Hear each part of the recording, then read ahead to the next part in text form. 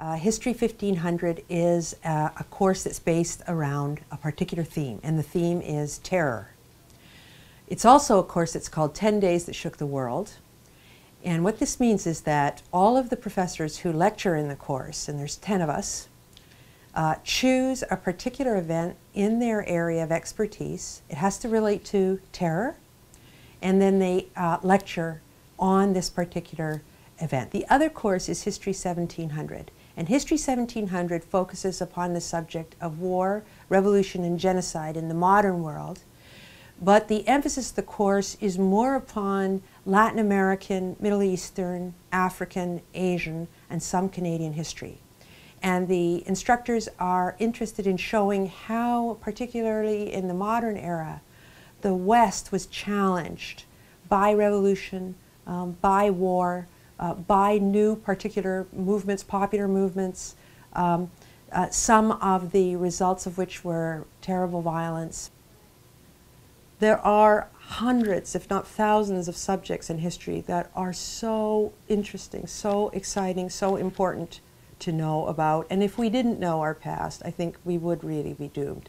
A successful student would learn this particular subject well, this particular aspect of the course, or many of the themes in the course, would then be able to relate this to the world today. The student would also be able to write a very effective essay, would know how to analyze different historical materials, so could read maybe 6 or 7 articles or sections from books and then take the most important ideas. The student would know how to set up an argument in the essay and so on. The student would also be able to debate ideas effectively, verbally, in class or in writing, and would also be, I think, stronger in terms of skills in writing exams. This is the best prep for upper year courses. I can't think of a better way to formulate a first year history course than what they have done with 1500 and 1700 in the first year history.